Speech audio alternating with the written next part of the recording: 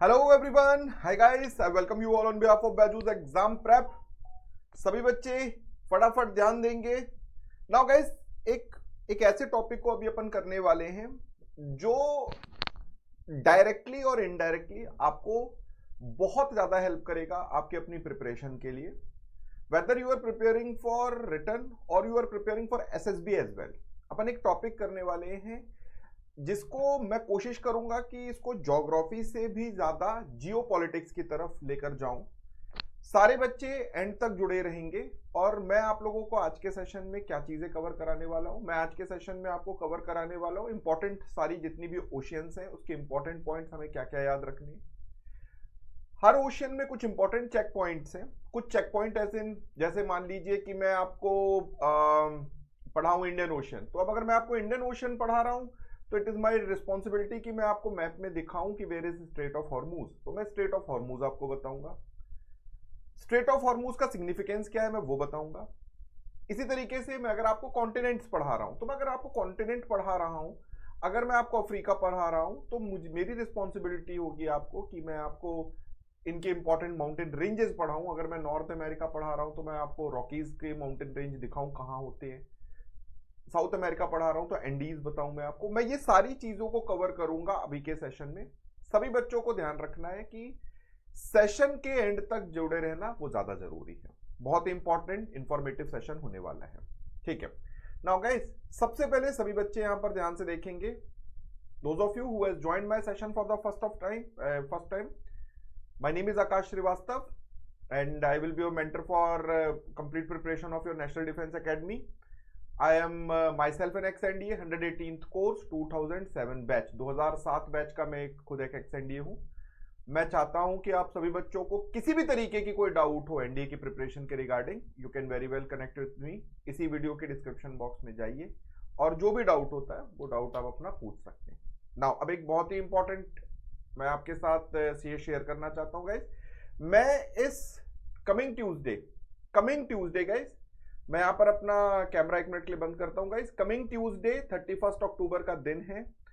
मैं आपको एक छोटा सा वर्कशॉप लेकर आने वाला हूं और मैं बताने वाला हूं कि अभी इस वक्त जो क्लास 12th में आप लोग में से बच्चे होंगे, आपके पास एक बहुत कॉन्टिन्यूअस एक दिमाग में डिस्टर्बेंस चल रहा होगा कि आगे अपनी करियर कैसा परस्यू करें।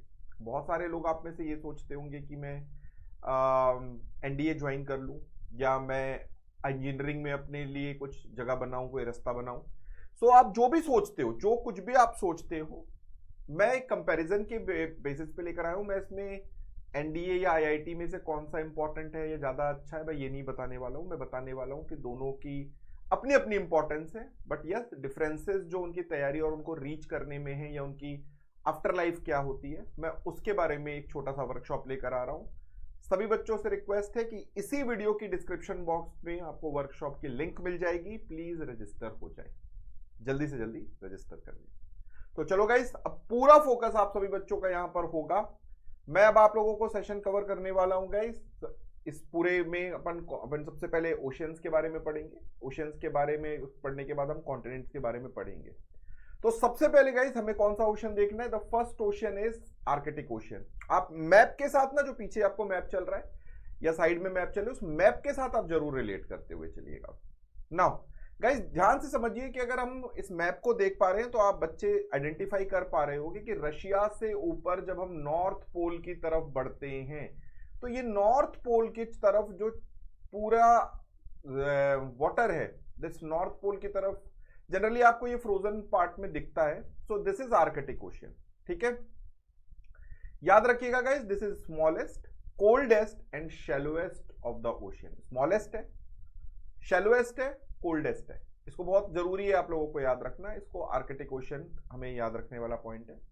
नॉर्दर्न हेमिस्फीयर में पड़ता है पूरा का पूरा ये नॉर्दर्न हेमिस्फीयर में पड़ता है। आप सभी बच्चों को यहां पर इसको याद रखना है।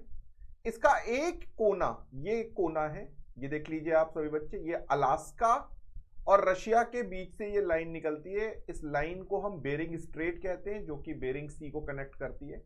यहां से ये पैसिफिक ओशियन को कनेक्ट करता है। सारे बच्चे इस पॉइंट को जरूर नोट करोगे गाइस।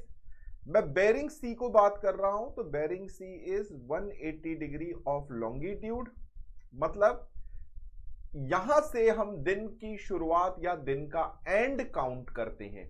सारे बच्चे इसको याद रखिएगा, बेरिंग स्ट्रेट, यहीं से हम दिन की शुरुआत या दिन का एंड काउंट करते हैं। नाउ गाइज, अब यहां पर आप देखोगे तो आप लोगों को नीचे की तरफ यहां पे बरेंट सी दिख रहा होगा, बरेंट सी के नीचे की तरफ से अटलांटिक ओशियन शुरू हो जाता है, अटलांटिक ओशियन शुरू हो जाता है। सभी बच्चों से रिक्वेस्ट है, यहां पर ध्यान से समझ लीजिए। आर्कटिक ओशियन अपने आप में कवर करता है किस किस को? आर्कटिक ओशियन नॉर्थ में, नॉर्थ साउथ खैर इसमें नहीं बोला जा सकता, बट यस, आर्कटिक ओशियन का एक तरफ बेरिंग सी को कनेक्ट करता है पैसिफिक ओशियन, दूसरी तरफ अटलांटिक ओशियन कवर होता है। I want everyone to please know this thing कि ये शैलोएस्ट है, कोल्डेस्ट एंड स्मॉलेस्ट है। ठीक है, चलिए आगे बढ़ते हैं मेरे बच्चों। Next is Atlantic ocean. अभी अपन ने पढ़ा, अभी हम यहां से आए हैं, ये यहां पर आर्कटिक ओशियन था, अब हम यहां पर आ गए हैं अटलांटिक ओशियन में। यहां पर देखिए अटलांटिक ओशियन है। अब अगर आप लोग देख पा रहे होंगे तो मुझे लगता है आप लोगों को समझ में आ रहा होगा कि ये एक एस जैसा स्ट्रक्चर बनाता है। इंपॉर्टेंट है, एस जैसा स्ट्रक्चर बनाता है गाइज। यहां पर ध्यान से देखोगे, this is a very very important part कि Atlantic Ocean is bounded by the land mass of North and South America. देखो, नॉर्थ अमेरिका में भी है और साउथ अमेरिका का भी पार्ट है वेस्ट में, और एशिया और अफ्रीका ईस्ट में। आपको यहां पर दिख रहा होगा कि यहां पे यूरोप है, यहां पे अफ्रीका है, अफ्रीका के साइड में यहां पर एशियन कंट्रीज भी कनेक्ट होने लग जाते हैं। सो गाइज, यहां पर याद रखोगे कि अटलांटिक ओशियन मेडिटेरेनियन को कनेक्ट अगर आप कर देते हो तो मेडिटेरेनियन को कनेक्ट कर देने के कारण अटलांटिक ओशियन का पार्ट एशिया को भी कनेक्ट करने लग जाता है। नाउ गाइज, एक बहुत ही इंपॉर्टेंट पार्ट है जो आप लोगों को मैंने अभी बताना है, बहुत ही जरूरी है कि मेडिटेरेनियन सी जो मैं बोल रहा हूं, ये मेडिटेरेनियन सी आप लोगों को पता रहना चाहिए। क्यों पता रहना चाहिए? मेडिटेरेनियन सी आप लोगों को इसलिए पता रहना चाहिए क्योंकि अब जनरली न्यूज में बहुत रहता है। मैं मेडिटेरेनियन सी पर आप लोगों को छोटा सा पॉइंटर बता देता हूं कि मेडिटेरेनियन सी के जो चारों तरफ कंट्रीज हैं वो कभी ना कभी कुछ ना कुछ न्यूज में रहती हैं। और अभी करेंटली अगर आप मेडिटेरेनियन सी देख पा रहे हो, ये छोटा सा एरिया जो अंदर का कैविटी है, that is Mediterranean Sea. So Israel या गाजा, ये सारी चीजें जो अभी अभी न्यूज में बहुत चल रही हैं, ये मेडिटेरेनियन सी को कनेक्ट करती हैं। मैप में कनेक्टेड रहना चाहिए, मैप बहुत क्लियर होना चाहिए कि कहां पर क्या चीज है। नाउ गाइस, यहां पर देखो कि इसका जो डीपेस्ट पॉइंट है इसको मिलवॉकी डेप्थ कहते हैं in Puerto Rico trench, and it is deepest known point. Milwaukee depth in Puerto Rico trench and it is the deepest known point, deepest known point. This is very important guys, ये तुम लोगों को याद रखना है कि deepest point है ये पोर्टो रिको ट्रेंच का। ठीक है, ये तुम लोगों को पता रहना चाहिए, जहां पर इसको मिलवॉकी डेप्थ कहते हैं। ठीक है, नाउ गाइस, अब थोड़ा सा एक जरूरी फैक्टर, एक बहुत ही जरूरी फैक्टर है जो आप लोगों को दिख रहा होगा, स्ट्रेट ऑफ जिब्राल्टर। अब मैं यहां पर आकर स्ट्रेट ऑफ जिब्राल्टर पे क्यों रुका हूं? स्ट्रेट ऑफ जिब्राल्टर आप लोग अगर देख पा रहे हो, सर के जस्ट पीछे बना हुआ है straight of Gibraltar. So Spain और मोरक्को को कवर करता है गाइस, स्पेन और मोरक्को को। यहां पर देखो, स्पेन है ऊपर और नीचे है मोरक्को, ये यहां पर रास्ता बनता है स्ट्रेट ऑफ जिब्राल्टर का। ये अटलांटिक ओशियन है, अटलांटिक ओशियन है, और ये मेडिटेरेनियन ओशियन है। आप सभी बच्चे यहां पर देखोगे, this is Strait of Gibraltar, और इसके अंदर अगर आप चले जाते हो तो आप मेडिटेरेनियन भूमध्य सागर के अंदर पहुंच जाते हो, और ये है अटलांटिक ओशियन। ठीक है, सारे बच्चे यहां पर ध्यान से समझ लीजिएगा, स्पेन और मोरक्को, यहां पर स्पेन दिख रहा है आपको, ये मोरक्को दिख रहा है, और ये अटलांटिक ओशियन को मेडिटेरेनियन सी से कनेक्ट करता है। याद रखिएगा गाइस, देख लीजिए, मैं मैप्स को इसका इस्तेमाल इसलिए इतना ज्यादा कर रहा हूं कि आप इंटरनेशनल पॉलिटिक्स के साथ अपने आप को रिलेट करके बढ़ सको। इंटरनेशनल पॉलिटिक्स को रिलेट करते चलना is a very important task. Now what else? Next point is, I want everyone to know this thing, Indian Ocean, हमारा प्यारा Indian Ocean. Guys, I want you to be very well clear, Indian Ocean का जो area है, ये इसके north में Eurasian landmass पड़ता है। Eurasian landmass is this one, जिसको अपन गोंडवाना लैंडमास भी कहते हैं कई बार। और ऑस्ट्रेलिया इसके ईस्ट में पड़ता है। आप देख पा रहे होंगे कि इंडियन ओशियन के ईस्ट में, आपको ईस्ट में ऑस्ट्रेलिया दिख रहा है। नाउ गाइस, साउथ में इसके अंटार्कटिका है, यहाँ नीचे आपको अंटार्कटिका दिखने लग जाएगा, हालांकि इसमें नहीं आ रहा होगा, बस नीचे अंटार्कटिका है। अब आप डीपेस्ट पॉइंट लिख डालो, इसका deepest point is Diamantina depth, इसका deepest point is Diamantina depth. Cyclone are very common here, ये जरूर लिखिएगा गाइस, इंडियन ओशियन में अ वेरी इंपॉर्टेंट थिंग जो आप लोगों को याद रखनी है कि cyclones are very common here. Write it down everyone, cyclones are very common, ठीक है। सो ये सारा का सारा पार्ट आप लोगों को याद रखना है, इसमें हाईलाइटेड है वो सारी कंट्रीज जो कि डायरेक्टली कनेक्टेड होती हैं इंडियन ओशियन से। नाउ अब एक बड़ी चीज जो आप सभी बच्चों को याद रखनी है, जो मैंने आप लोगों को बताया था स्ट्रेट ऑफ हॉर्मूज, गाइस ये बड़ा है, ये पार्ट बड़ा है स्ट्रेट ऑफ हॉर्मूज। मैं एक बार फिर से अपना कैमरा बंद करता हूं गाइस, सभी बच्चे एक बार फटाफट देखोगे स्ट्रेट ऑफ हॉर्मूज, आप देख पा रहे होगे कि इंडिया पाकिस्तान कहां पर है। आई होप तुम लोगों को दिख रहा होगा इंडिया पाकिस्तान और उसके आगे ईरान दिख रहा है। Now I want everyone to rethink, फिर से एक बार देखिए कहां की बात मैं कर रहा हूं। So when we are talking, so this is India, यहां पाकिस्तान है, ये ईरान है। अब ये जो गल्फ लिखा हुआ है द गल्फ, इसको अरेबियन सी से कनेक्ट करने वाला जो रास्ता है, ये जो रास्ता है, ये जो रास्ता है, ये देखो ये जो रास्ता है, इसको हम स्ट्रेट ऑफ हॉर्मूज कहते हैं। गाइस याद रखिएगा, सबसे बड़ा ऑयल का ट्रांजिट पॉइंट यहां से बनता है, चोक पॉइंट, ऑयल का ट्रांजिट पॉइंट यहां से बनता है। I want everyone to know this thing, this is a very very important part, ठीक है ना। अब आप यहां पर देख पा रहे होंगे कि यहां पर छोटा सा पोर्शन ओमान का है, दिस इज ओमान, यहां ऊपर ईरान है, आप बंदर अब्बास देख पा रहे होंगे, ठीक है।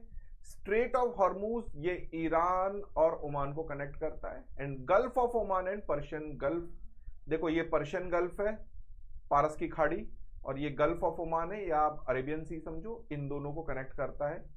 आप लोगों को ये दोनों पॉइंटर्स को याद रखना है, यहां से यहां तक ये कनेक्ट करने वाला फैक्टर होता है। I hope everyone is clear with that thing. किसी बच्चे के पास कहीं कोई डाउट होता है तो please ask me right here, जो भी कहीं पे भी डाउट होता है कि ये चीज समझ में नहीं आई, फिर से बता दीजिए, मैं फिर से बताऊंगा, कोई बड़ा मसला इसमें नहीं।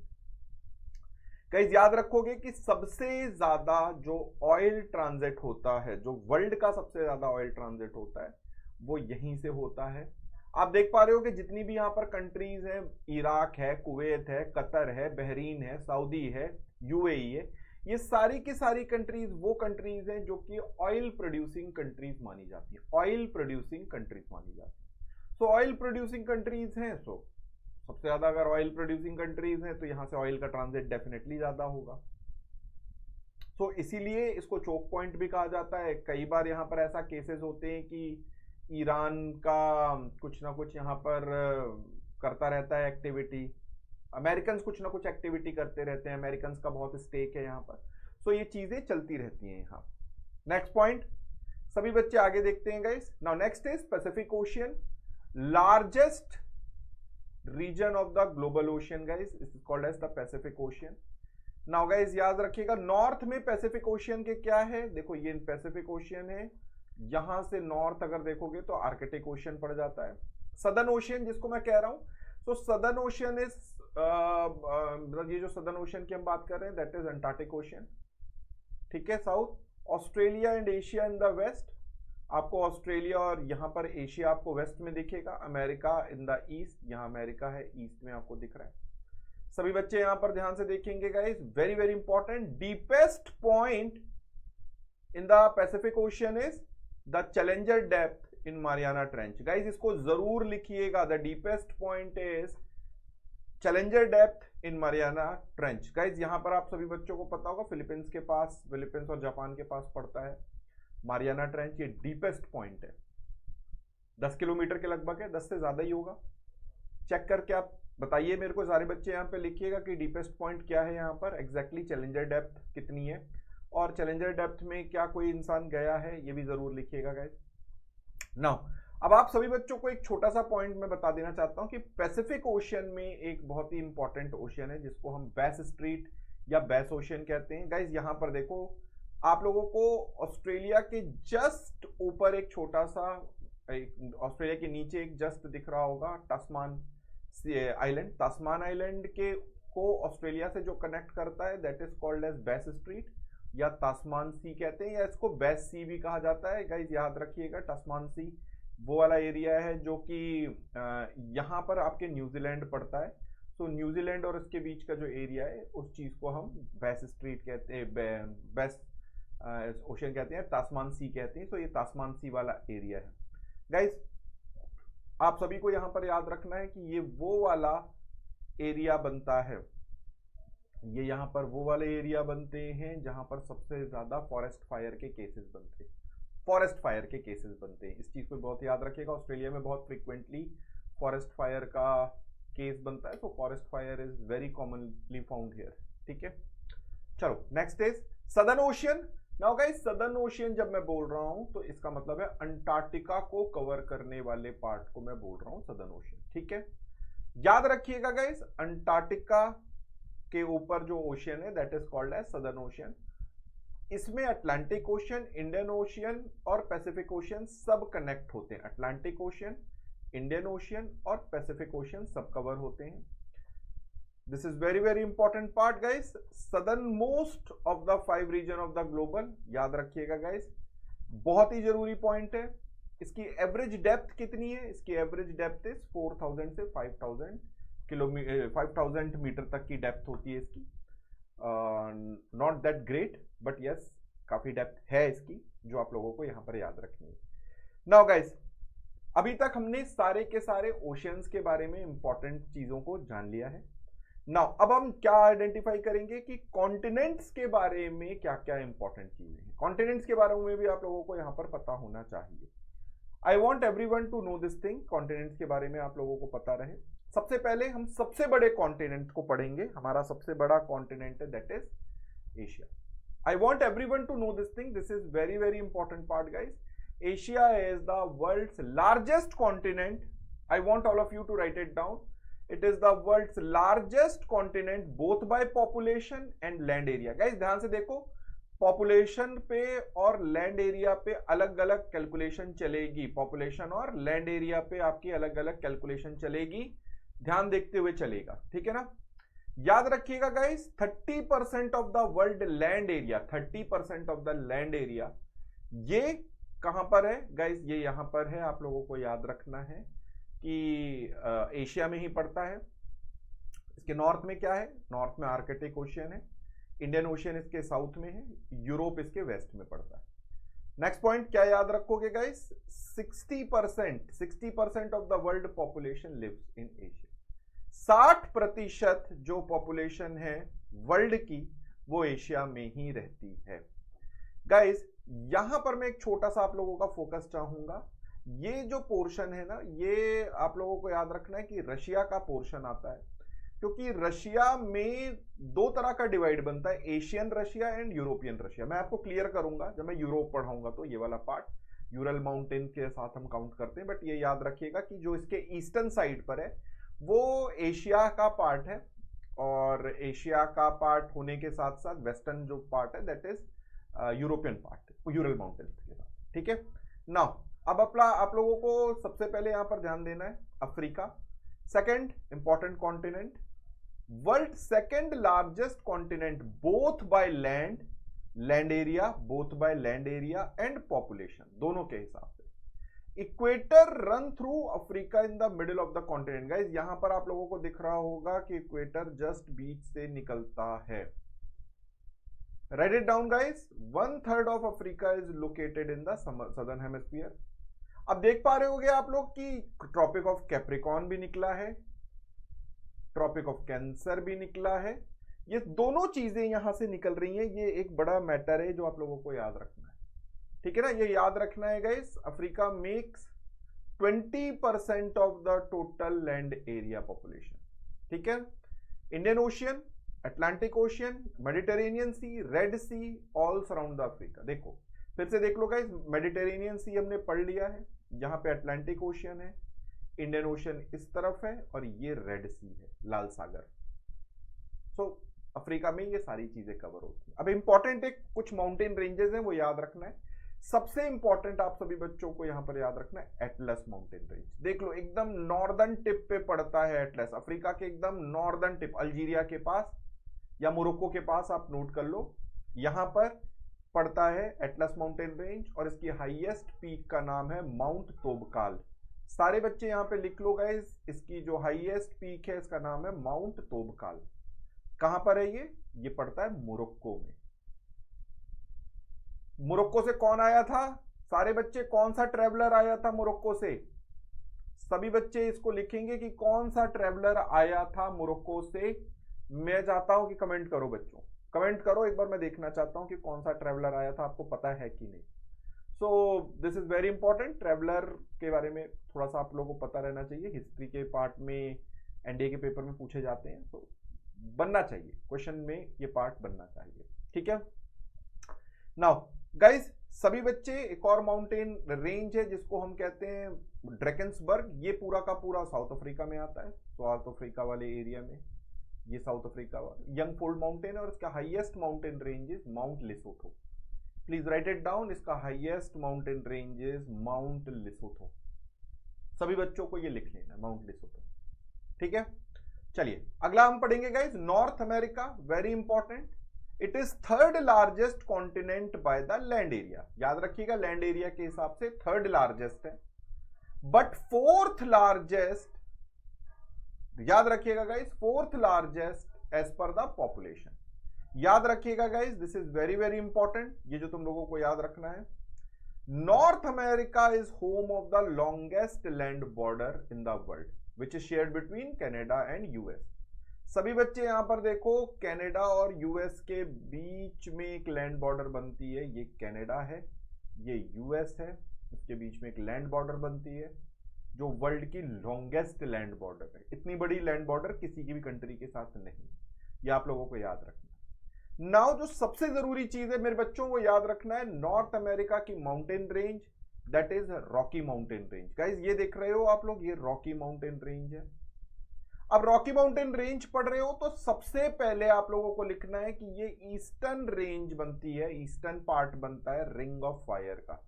पैसिफिक रिंग ऑफ फायर जो हम पढ़ते हैं ना, पैसिफिक रिंग ऑफ फायर का ये ईस्टर्न रेंज बनती है, सबसे पहली चीज। दूसरी चीज आप सभी बच्चों को यहां पर याद रखना है, बहुत ही फेमस यहां पे डेजर्ट पढ़ते हैं जैसे कि सियरा नेवेडा या सोनोरान, सोनोरान डेजर्ट, सोनोरान के बाद मोहावे डेजर्ट, ये आप लोगों को याद रखना है कि ये सारे डेजर्ट पढ़ते हैं। और एक और बहुत जरूरी चीज है, वो क्या है, ये आप सभी बच्चों को याद रखना है कि एक विंड पास थ्रू करती है यहां से, कहां से विंड पास थ्रू करती है, रॉकी माउंटेन से, और इस विंड का नाम क्या है आप सभी बच्चों को याद रखना है, इसको हम चिनूक के नाम से जानते हैं। गाइस ये याद रखिएगा, जिसको हम स्नो ईटर के नाम से पढ़ते हैं, चिनूक माउंटेन विंड पास करती है, स्नो ईटर के नाम से हम इसको जानते हैं। स्नो ईटर क्यों? क्योंकि ये बर्फ पिघला देती है, स्नो ईटर। सभी बच्चे इस बात को याद रखोगे, ये एक बहुत ही इंपॉर्टेंट फैक्टर है जो आप लोगों को याद रखना बनता है। नाउ अब अगली चीज क्या आती है? अगली चीज आती है हमारा South America. Now guys South America is world's fourth largest continent by land area, land area के हिसाब से फोर्थ लार्जेस्ट है, and fifth most populous, fifth most populous. Guys याद रखिएगा, ये पूरा का पूरा सदर्न हेमिस्फीयर में है, ऑलमोस्ट, बहुत छोटा सा टिप है जो नॉर्दर्न हेमिस्फीयर में आता है, अदरवाइज मोस्टली ये सदर्न हेमिस्फीयर में है, and it is completely on the western hemisphere. Western hemisphere से मतलब मेरा है जो ग्रीनविच लाइन पड़ती है अपनी, ग्रीनविच लाइन से पूरा का पूरा वेस्ट पड़ता है अपना, ठीक है।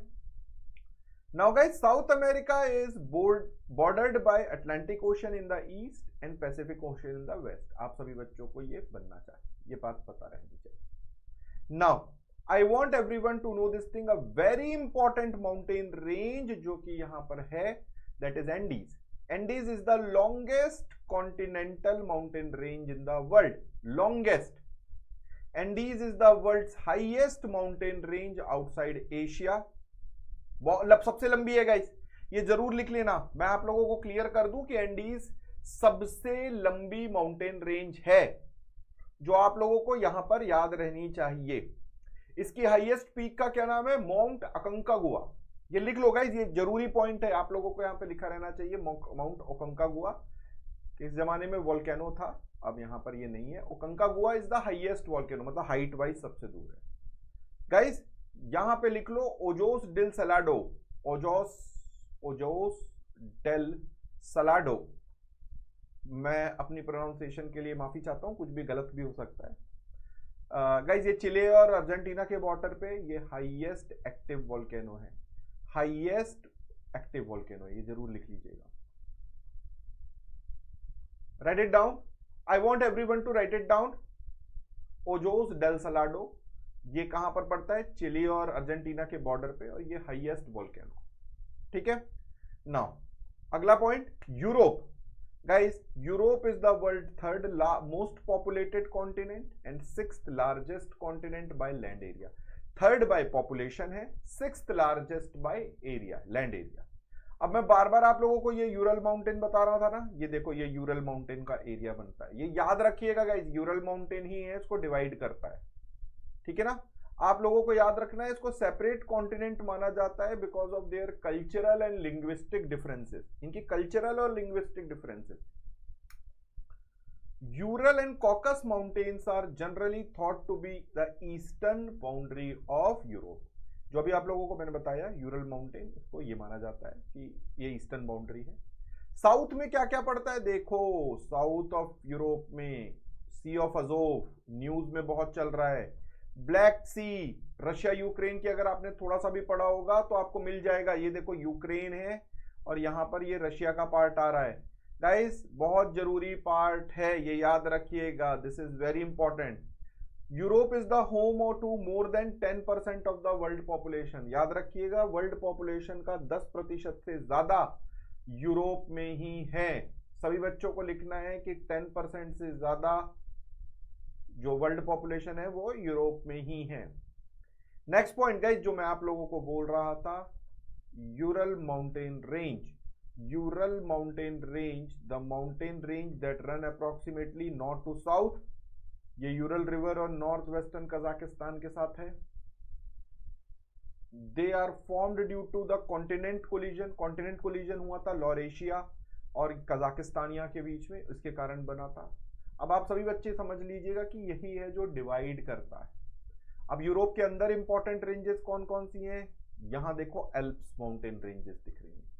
एल्प mountain range is an important mountain range जो आप सभी बच्चों को याद रखना है। एल्प माउंटेन रेंज पे बहुत सारी चीजें हैं जो क्वेश्चन का पार्ट बनती हैं, बहुत सारी चीजें हैं जो क्वेश्चन का डायरेक्ट पार्ट बनती है। याद रखना बनता है, ये याद रखना बनता है आप लोगों को। ठीक है, आगे बढ़ते हैं मेरे बच्चों। Now Oceania. ओशियानिया में आप लोगों को याद रखिएगा, Australia is the world smallest continent and second least populated. So least populated तो आप लोगों को पता होगा कि least populated is anywhere Antarctica, so it is the second least populated. The term Oceania is also use to describe the region. यहां पर बहुत सारे छोटे छोटे और आइलैंड्स हैं। पहले हम सिर्फ ऑस्ट्रेलियन कॉन्टिनेंट के नाम से पढ़ते थे, बट अब हम ओशियानिया भी बोलते हैं। नाउ गाइस ऑस्ट्रेलियन कॉन्टिनेंट के अंदर ऑस्ट्रेलिया, पापुआ न्यू गिनी, देखो पापुआ न्यू गिनी ये एक जगह पड़ती है, ये Papua New Guinea, end portion of Indonesia, कुछ पोर्शन ऑफ इंडोनेशिया भी आता है जो हम ऑस्ट्रेलियन कॉन्टिनेंट के अंदर काउंट करते हैं। बाकी बहुत सारी छोटी छोटी आइलैंड है, Tuvalu, Samoa, Fiji, Kiribati, Marshall Island, ये सारी बहुत सारी छोटी छोटी छोटी छोटी आइलैंड्स हैं जो इसमें पड़ती हैं, ओशियानिया के अंदर पड़ती हैं।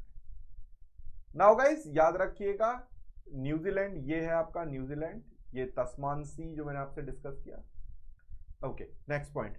नाउ गाइस याद रखिएगा कि ऑस्ट्रेलिया की जो रेंज है, माउंटेन रेंज, बहुत ही फेमस माउंटेन रेंज, एकदम ईस्ट की साइड पर पड़ती है, इसे कहते हैं ग्रेट डिवाइडिंग रेंज, एकदम ईस्ट की साइड पर पड़ती है ऑस्ट्रेलिया की। It is also known as Australian Alps, इनको ऑस्ट्रेलिया की एल्प्स भी कहा जाता है। ये इंपॉर्टेंट माउंटेन रेंजेस है जो कि यहां पर पड़ते हैं। Okay, now guys last is, मैं आप सभी बच्चों का पूरा फोकस चाहूंगा, लास्ट इज अंटार्कटिका। अंटार्कटिका पे किसी का भी डायरेक्ट कोई भी कहीं पे भी हैबिटेशन नहीं है। इसको केवल और केवल साइंटिफिक किसी भी साइंटिफिक काइंड ऑफ रिसर्च के लिए यूज किया जाता है, साइंटिफिक बेस के लिए। It is the 5th largest guys, ये जरूर लिख लीजिएगा कि it is the 5th largest continent by land area and least populated continent. It is an island completely surrounded by the southern sea, completely it is surrounded by the southern sea.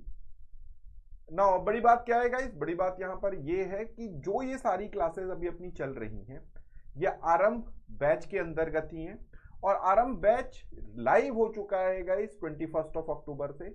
मैं आप सभी बच्चों से पूरा focus चाहता हूं कि आप सभी बच्चों को आरंभ बैच को ज्वाइन करना चाहिए। अब आपको क्या करना है, आपने जैसे ही ये बैच कंप्लीट किया, जैसे ही आपने YouTube का ये सेशन को कंप्लीट किया, आपको तुरंत ऐप डाउनलोड करना है, और ऐप डाउनलोड करके नीचे इसी जो आज चैप्टर हमने पढ़ा है, इसी चैप्टर का आज सेशन होगा आपको MCQ में, ताकि आपने जो किया है वो आप लोगों को याद रहे। इसी MCQ के सेशन को अटेम्प्ट करना है, ताकि एक श्योर शॉट पूरी की पूरी तैयारी आपके पास पुख्ता प्रिपरेशन हो चुकी है।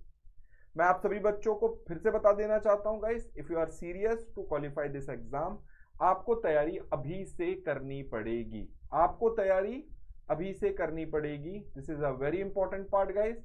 Next I want everyone to know this thing. मैं आपका मेंटर आकाश श्रीवास्तव, मैं खुद एक एक्स एनडीए हूं, 118th course 2007 batch.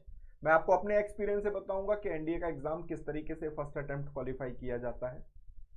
Most importantly guys, मैं इसी कमिंग ट्यूसडे को 31 अक्टूबर को एक वर्कशॉप लेकर आ रहा हूं कि आईआईटी और एनडीए में क्या बेटर है, क्या चीज आपको सूट करती है, मैं उसको बेटर बता रहा हूं। ना कि बेटर मैं इस चीज को नहीं बोल रहा हूं कि कौन सा काम आपके लिए, मतलब कौन सा ज्यादा अच्छा, दोनों ही अच्छे हैं, बट जो आपको सूट करता है मैं उस चीज के ऊपर वर्क करेंगे हम लोग। And guys please be present. इसी वीडियो की डिस्क्रिप्शन बॉक्स में आपको वर्कशॉप की लिंक मिल जाएगी। किसी भी बच्चे के पास अपनी प्रिपरेशन को लेकर कोई भी डाउट हो, you can very well comment, मैं आपकी बिल्कुल चाहूंगा हेल्प कर सकूं। Thank you, have a very nice day guys, जय हिंद।